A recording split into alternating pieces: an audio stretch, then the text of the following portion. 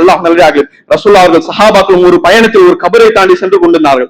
கபரில் இருக்கக்கூடிய நபர் நரகவாசியாக இருந்தார். கபரில் இருக்கக்கூடிய நபருக்கு வேதனை கொடுக்கப்பட்டது. ரசூலுல்லாஹி ஸல்லல்லாஹு அலைஹி வஸல்லம் அவர்கள் அந்த இடத்தில் நின்றார்கள். சில உபதேசங்களை செய்தார்கள். அதில் ரசூலுல்லாஹ் செய்யக்கூடிய மிகப்பெரிய உபதேசம் என்ன தெரியுமா?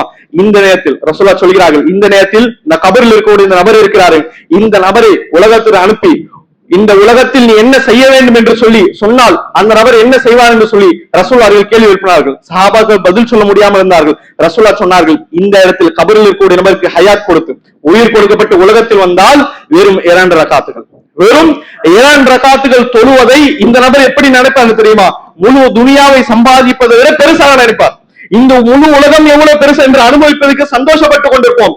அந்த சந்தோஷத்தை விட மிக பெருசு 2 ரக்காத்துகள் தொழுவது என்று சொல்லி அந்த நபர் நினைப்பார். ரசூலுல்லாஹ் சொல்லி காண்பிக்கிறார்கள், 2 ரக்காத் சிம்பிளாக 2-3 நிமிஷம் தொழுது விடுறான், அதே நீ இவ்வளவு பெருசா கருதுதா என்று தெரியுமா? அன்பிற்குரிய அல்லாஹ் நல்லதாக அந்த சாதாரண 2 ரக்காத்துக்கு அவ்வளவு நன்மை இருக்கிறது. இது ஒரு பக்கம் இருந்தாலும் அந்த 2 ரக்காத் செலவழிப்படக்கூடிய 2 அல்லது 3 நிமிடங்கள் கபருடைய வாழ்க்கையில் நமக்கு கொடுக்கப்படாது. கபருடைய வாழ்க்கையில் அமல் செய்வதற்கு கொடுக்கப்படாது. மாறாக இந்த உலகத்தில் என்ன சம்பாதித்தோமோ அதற்கு அந்த இடத்தில் கூலி கொடுக்கப்படும். எனவே